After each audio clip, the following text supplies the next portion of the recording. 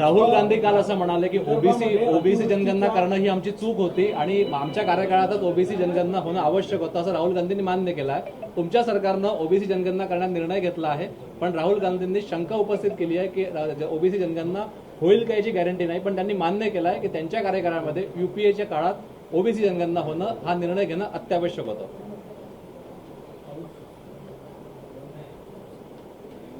संविधानाने SC ST आणि others इतकंच त्या ठिकाणी जनगणना सांगितली होती, पण अनेक काळामध्ये मागच्या 50 वर्षापासून मागणी होती ओबीसीची जनगणना करा, ओबीसीला संवैधानिक दर्जा द्या, ओबीसी आयोगाला संवैधानिक दर्जा द्या। पण 50 वर्षे काँग्रेस पार्टीने सरकार चालवून ओबीसी समाजाला कधीच न्याय दिला नाही। ओबीसींच्या मताचा वापर करून घेतला। 18 पगड जाती, 12 बोलतेदार, 353 जातीचा ओबीसी समाज आणि देशात तर 3000च्या वर जाती आहेत ओबीसी मध्ये। या सर्व जातीचा अपमान राहुल गांधींनी केला आणि काँग्रेस पार्टीने केला आणि यांनी अजेंडा ठेवला फक्त जाहीरनाम्यापुरतं आणि मॅन्युफॅक्चर पुरतं ओबीसीचा विचार करायचा आणि मग मात्र वाऱ्यावर सोडून दिलं। माननीय प्रधानमंत्री मोदीजींनी ओबीसी आयोगाला संविधानिक दर्जा दिला आणि जी मागणी होती जनतेच्या मनातली, महाराष्ट्राच्या निवडणुकीमध्ये सुद्धा मोठी मागणी आली होती की ओबीसीची जनगणना करा। आणि मला या ठिकाणी अभिमानाने सांगायचं आहे की माननीय मोदीजींनी ओबीसी जनगणनेचा जातनिहाय जनगणनेचा निर्णय घेतला आणि त्यामुळे या देशामध्ये आता मोठ्या प्रमाणावर एक क्रांती होणार आहे। सर्व समाजाची त्या ठिकाणी सामाजिक परिस्थिती राहील त्याप्रमाणे विकास होणार आहे। सर्वच समाजाचा विकास झाला पाहिजे, आर्थिक दुर्बल समाजाचा विकास झाला पाहिजे, याकरता ही जनगणना आहे। आणि राहुल गांधीला उशिरा सुटलेलं शहाणपण आहे।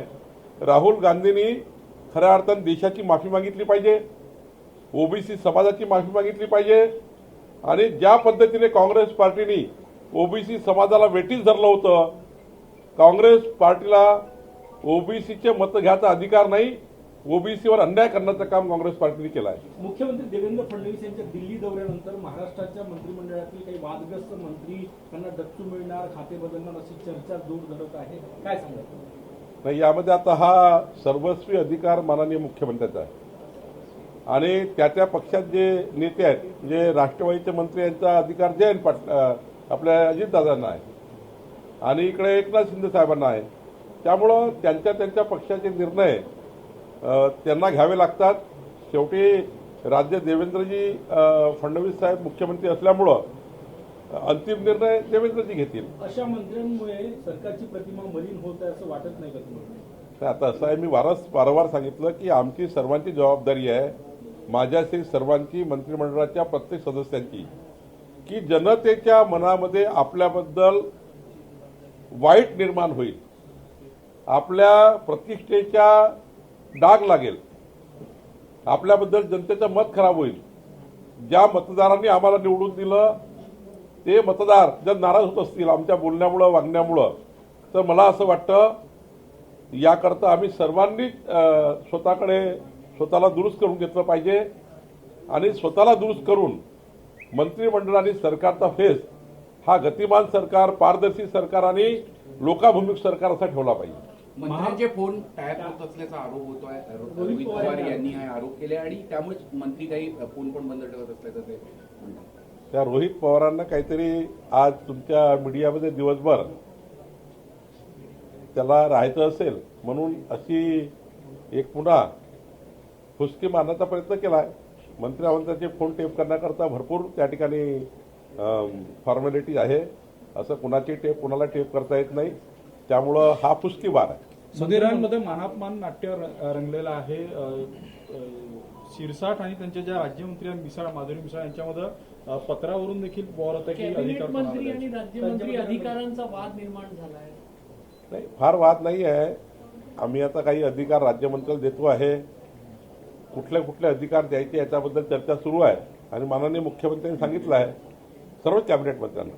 लाडकी बहीण मलाही योजनेमध्ये- सांगितलं सर्वच कॅबिनेट मंत्र्यांना सांगितलं आहे की काय काय अधिकार तुम्ही राज्यमंत्र्यांना देणार आहे याचा टेबल करा. मी माझ्या खात्याचा मी पाठवतो आहे.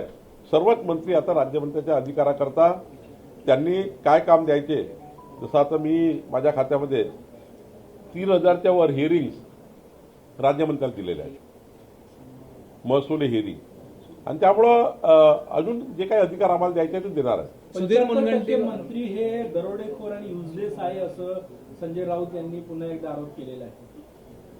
असं 75% वगैरे आकडेवारी सांगून त्याच्यावर कोणी विश्वास ठेवणार नाही. पुन्हा आरोप करायचे असेल तर व्यक्तिगत केले पाहिजे, नाव घेऊन केले पाहिजे तुमच्यात हिंमत असेल तर. नुसते टोमणे मारायचे, दिवसभर त्या ठिकाणी टोमण्यावर जगायचं. असं आहे की सरकारबद्दल बोलताना विचार केला पाहिजे की सर्वच एका माळ्यामध्ये आणणं काही योग्य नाही आहे. त्याला कुठले मंत्री वाटतं 45% त्यांनी नाव दिले पाहिजे. 75% मंत्र्यांचे कोण त्या ठिकाणी तुम्हाला या राज्याच्या दृष्टीने वाईट वाटतं. लाडकी बहीण योजनेमध्ये जवळपास 14,000 आदेश आपण घेतलेला आहे. 42,000 प्रमाणपत्र मागवलेले आहे तहसीलदारांना सूचना. परवा मी माननीय मुख्य सचिवासोबत आणि किरीट सोमय्याजी आणि आमच्या टीमची बैठक झाली, सर्व कलेक्टरची बैठक झाली. 15 ऑगस्टपर्यंत सर्व बोगस जन्मतारखेचे प्रमाणपत्र, जन्मदाखले हे परत घ्यायचे आदेश आम्ही काढलेले आहे. सर्व कलेक्टरनी कबूल केलेलं आहे की 15 ऑगस्टपर्यंत आम्ही सर्व दाखले जे चुकीचे दिले आहे ते परत करू. आज अजितदादांनी दौरा केला पुण्यातल्या काही ठिकाणी वाहतूक कोंडीवरून. अधिकाऱ्यांना प्रचंड झापलं, पण त्यावरूनही काही टिप्पणी विरोधकांकडून येत आहे की अजितदादा म्हणजे अधिकाऱ्यांना धारेवर धरतात पण पक्षातील नेत्यांना कधी धारेवर धरणार. त्यांची कृती आणि त्यांचे वक्तव्य सतत बेधडक आणि आक्षेपार्ह आहेत. अजितदादांनी जे काही त्या ठिकाणी बोलले असतील अधिकाऱ्यांना ते सार्वजनिक हिताकरता बोलले असतील. त्यांचं काही व्यक्तिगत बांधकाम नव्हतं. एखादा मंत्री आणि अजितदादासारखे उपमुख्यमंत्री जेव्हा सकाळी 7 पासून विविध विकासाच्या कामावर दौरे करतात, त्यांची सवय आहे. ते सकाळी 6ला निघतात अजित पवारजी आणि 10 वाजेपर्यंत विविध विकास कामाचे दौरे करतात. ते दौरे कुणासाठी आहे? हे दौरे तर समाजाकरता आहे. आणि त्यावेळी अधिकाऱ्यांना जर काम नसन केलं तर अधिकाऱ्याचे त्या ठिकाणी लाडचोळी लावणार आहे. सांगावंच लागेल, फटकावरच लागेल. शेवटी प्रशासनाचं काम आहे शासनाने आदेश दिल्यावर. त्यामुळे अजितदादांनी केलेलं काही जे विधान असेल ते विकास कामावर नसेल किंवा विकास कामामध्ये काही त्रुटी आढळल्या असतील त्यामुळे केलं असेल. आणि त्यावरूनच ते पक्षातील नेत्यांना कधी आवर घालणार अशी पक्षाच्या नेत्याला ते काय बोलतात काय नाही बोलतात हे बाहेर सांगतील का? त्यांच्या अंतर्गत बैठकीत ते बोलत असतील ना. भारतीय प्रशासकीय सेवेत रुजू करण्यासाठी नवीन निकष लावण्यात आले. त्यामुळे तरुण उपसचिव जे आहे ते न्यायालयात जाण्याच्या तयारीत आहे. ते निकष कंपनीचे ठरवतात. मला वाटते सामान्य प्रशासन विभागाने जो निर्णय घेतला आहे तो निर्णय साधारणतः 80% मार्क जे आहे ते नवीन प्रशासकीय अधिकाऱ्याकरता आहे. पण वर्षानुवर्ष 18 वर्ष 20 वर्ष 22 वर्ष ज्यांनी नोकरी केली प्रशासनामध्ये त्यांना 20 मतं देऊन, त्यांना 20 मताचा आधार देऊन त्यांना सुद्धा काही IASच्या पोस्ट मिळाल्या पाहिजे. आणि 28 वर्षाचा अनुभव आहे पण IAS होत नाही. आता आम्ही निर्णय घेतला महसूल खात्यामध्ये, मागच्या 8 वर्षापासून सिलेक्शन ग्रेड ॲडिशनल कलेक्टरला मिळत नव्हती. त्यामुळं आपण नागपूरचं उदाहरण घ्या, आशा पठाण आहेत, त्याला सिलेक्शन ग्रेड न मिळाल्यामुळं त्या 5 वर्षापासून IASच्या प्रलंबित होत्या. मी मंत्री झालो, माननीय देवेंद्रजी मुख्यमंत्री झाले, एका मिनिटात फाईल क्लिअर झाली. 68 अधिकारी सिलेक्शन ग्रेडमध्ये गेले, त्यापैकी 12 IAS झाले. 12 IAS झाले. आशा पठाण तर IAS झाल्या. असे अनेक लोक आहेत IAS होणारे. मला असं वाटतं नवीन लोकांनी हा विचार केला पाहिजे की 80% मार्क त्यांना जर डायरेक्ट तुम्हाला येण्याकरता IAS मध्ये, आणि मग इनडायरेक्ट जे लोक आहेत ज्यांना प्रमोशन होऊन येतात त्यांनाही थोडी संधी असली पाहिजे म्हणून हा घेतला निर्णय. सुधीर अशाच मुनगंटीवार प्रकारची समस्या खालच्या पोस्टसाठी पण आहे. तहसीलदारातून उपजिल्हाधिकारी, उपजिल्हाधिकारीतून अप्पर जिल्हाधिकारी, अशी अडचण तिथे पण आहे. तिथे आहे पण ती सोडवली आम्ही. आता तहसीलदारचे प्रांत प्रमोशन करताना आम्ही हे येऊ देणार नाही. नायब तहसीलदारचे तहसीलदार करता येणार नाही. तलाट्यापासून तर कलेक्टर ॲडिशनल कलेक्टरपर्यंत आमच्या विभागात आम्ही प्रमोशन जे करणार आहे ते दोन्ही प्रकारचे करणार आहे. डायरेक्टही प्रमोशन असणार आहे आणि जे अनेक वर्ष नोकऱ्या करून वर गेले आहेत त्यांचे प्रमोशन होणार आहे. सुधीर मंत्री शिरसाट मुनगंटीवार आणि कोकाटेंनी शनिदेवाची पूजा केलेली आहे. तुम्हाला वाटतं का की शनिदेव त्यांना पावणार? तर मला सांगा, मी आता आई जगदंबेची पूजा करून आलो, त्यामुळं पूजाही करायला मनाई आहे. त्यांची भावना आहे.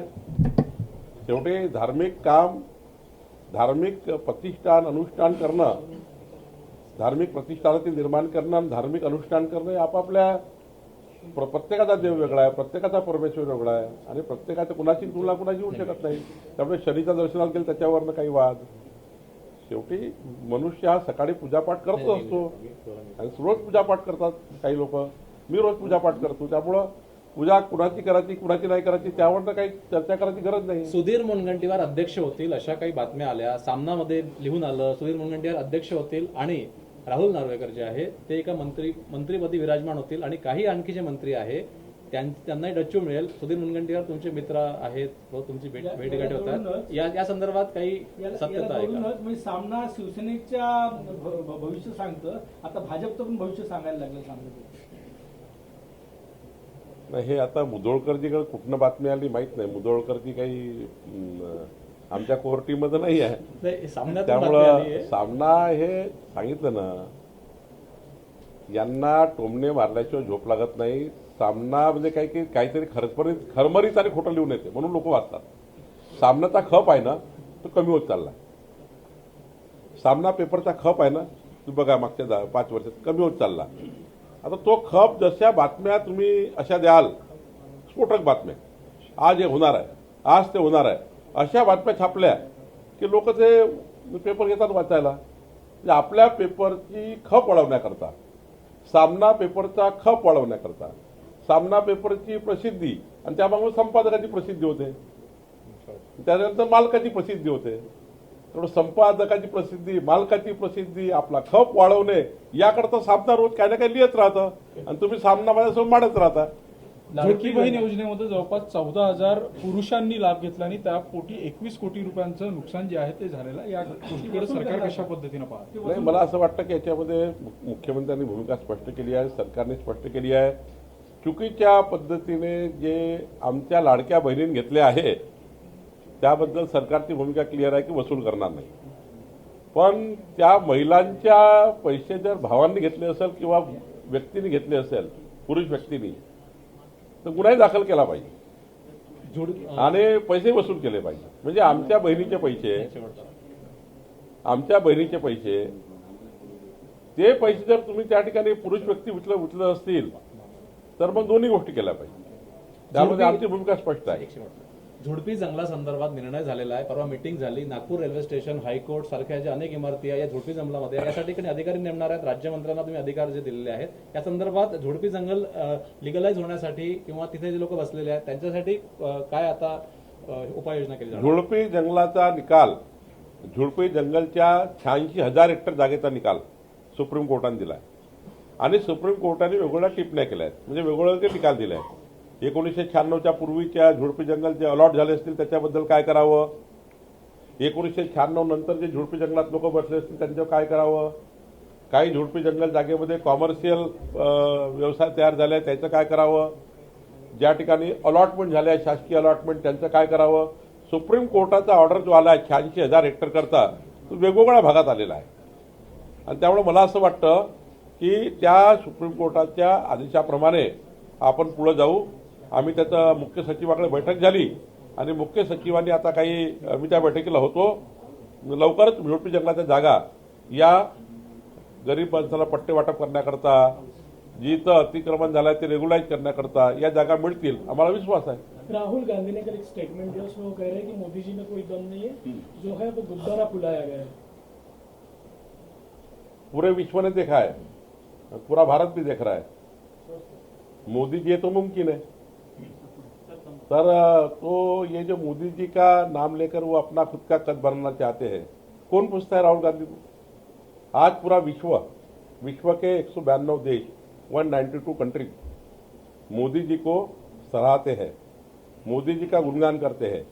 मोदी जी विश्व के सबसे बड़े नेता है, ये भावना खुद डोनाल्ड ट्रंप जी करते हैं. और जिस प्रकार से देश को आज विकसित भारत का संकल्प मोदी जी ने किया है और पूरे विश्व को बताया गया है कि हमारा देश 2047 में विश्व का सबसे मजबूत देश रहेगा. ये गुब्बारा है, इतना बड़ा देश का विकास हो रहा है, चारों बाजू से ये गुब्बारा है 25 करोड़ लोगों को जो बीपीएल से बाहर निकाला मोदी जी ने, गुब्बारा है। आप देख रहे हैं पूरे देश का डेवलपमेंट है, गुब्बारा है। देखिए, जिन्होंने कभी जीवन में देश की डेवलपमेंट की बात ही नहीं की, वो राहुल गांधी जात पात की राजनीति करके धर्म में वहां पर झगड़े लगाकर जिन्होंने राजनीतिक अपना फायदा किया, ऐसी कांग्रेस पार्टी और राहुल गांधी। मोदी जी के बारे में बोलने का इनको कोई अधिकार नहीं है। मोदी जी के 11 साल के कार्यकाल का अगर मेरे सामने अगर प्रेजेंटेशन लेना रहा तो दिन भर चले जाएगा आपका। इतना बड़ा काम मोदी जी ने खड़ा किया है। समाज के आखिरी आदमी का हित ये मोदी जी ने देखा है और देश के हित में मोदी जी ने अपना जीवन समर्पित किया है। राहुल गांधी जी, आप बोले मोदी जी के जीवन की तरफ देख लीजिए, जिनका जीवन ही समाज के लिए, देश के लिए समर्पित है, उनको क्यों ऐसा आप उनके ऊपर उनको इसलिए मोदी जी पर टीका करके राहुल गांधी अपना खुद का कद बढ़ाना चाहते हो, कभी नहीं होगा। मोदी जी है और मोदी जी जो कर सकते हैं देश में कोई नहीं कर सकता और विश्व में भी कोई नहीं कर सकता। शरद पवार मुख्यमंत्री देवेंद्र फडणवीस यांची भेट घेणार आहेत। शेतकऱ्यांचा प्रश्न आणि साखर उद्योगाची रिलेटेड प्रकरण मला वाटतं हे विकासाकरता, शेतकऱ्याच्या विकासाकरता, शेतकऱ्याच्या प्रश्नाकरता अशा भेटी घेतल्याच पाहिजे, अशा भेटी झाल्याही पाहिजे। कारण शरद पवार साहेबांच्या संपूर्ण आयुष्याच्या जे काही त्यांचा प्रवास राहिला आहे, त्या प्रवासातलं जे काही अनुभव आहे शरद पवार साहेबांना, त्या अनुभवाची फायदा सरकारला होत असतो। शेवटी आमच्याकडे लोक भेटतात सकाळपासून, त्यांच्याही जे काही निवेदन येतात त्याचाच आम्हाला फायदा होतो। तर शरद पवार साहेबांची जे देवेंद्रजींची भेट आहे त्यामधनं ऊस उत्पादक शेतकरी आहे, त्यांचे प्रश्न आहेत, शेतकऱ्याचे प्रश्न आहेत, यामध्ये काही ना काही मार्ग निघेल। शेवटी अनुभवी लोक जेव्हा एकमेकाला भेटतात त्यातनं विकासाचा संकल्प होतो किंवा जे काही प्रश्न शिल्लक राहिले ते सुटतात। काँग्रेसने काल दिल्लीमध्ये ओबीसी नेत्यांची बैठक घेतली, काँग्रेसमधल्या ओबीसी नेत्यांची। त्यामध्ये राष्ट्रीय ओबीसी महासंघाचे अध्यक्ष बबनराव तायवाडे यांना निमंत्रित केलं नव्हतं। एकेकाळी तायवाडे काँग्रेसचे नेते देखील होते। मला असं वाटतं त्याबद्दल त्यांना बबनराव तायवाडेंना का बोलू नये मला माहिती नाही। बबनराव तायवाडे हे नॉन पॉलिटिकल बॅकग्राऊंडवर आपला मेळावे वगैरे घेत असतात, ओबीसी समाजाकरता काम करत असतात। ते भाजपचे आणि सर्वच पक्षाच्या लोकांना बोलवतात। त्यामुळं काँग्रेस पार्टीचे तसे ते काँग्रेस पार्टीला मानणाऱ्यापैकी आहे, त्यांना का बोलवू नये काही माहिती नाही। पण काँग्रेस पार्टीला ओबीसीची काही घेणदेण नाही आहे। त्यांना समाजामध्ये कधी त्यांनी विकासाच्या विषयाचा विचारच केला नाही आणि ओबीसीचा तर मूळ दुश्मन काँग्रेस राहिला आहे। मागच्या स्वातंत्र्याचा इतिहास जर विचार केला तर खरा ओबीसीचा सत्यानाश कोणी केला तर काँग्रेस पार्टीने केला। काँग्रेस पार्टीने कधी ओबीसींना समाजाला आपला समाज मानला नाही। मताच्या लागून चालण्याकरता काँग्रेस पार्टीने काही समाजाला, विशिष्ट समाजाला खूप महत्त्व दिलं, पण ओबीसी समाजाला कधीच काँग्रेस पार्टीने महत्त्व दिलं नाही। 50 वर्ष झाले होते तरी संविधानिक दर्जा आयोगाला मिळाला नाही, ओबीसी आयोगाला। आणि आता जातनिहाय जनगणनेचा 50 वर्षात काँग्रेस पार्टी करू शकली। म्हणजे संविधानामध्ये दुरुस्ती काँग्रेस पार्टीने ज्या केल्या त्या स्वार्थाकरता केल्या, पण ओबीसीची जातनिहाय जनगणना करण्याकरता कधी संविधानामध्ये दुरुस्ती करून ओबीसी समाजाला न्याय द्यायचं काम काँग्रेस पार्टीने कधीच केलं नाही। आणि त्यामुळे मला असं वाटतं भारतीय जनता पार्टी, आमचं एनडीएचं सरकार, आमचे प्रधानमंत्री मोदीजी यांनी जो संकल्प केला तो संकल्प आहे ओबीसीच्या विकासाचा, तो संकल्प आहे ओबीसीच्या जातनिहाय जनगणनेचा, तो संकल्प आहे ओबीसी समाजाला न्याय देण्याचा। एबीपी माझा, उघडा डोळे बघा नीट।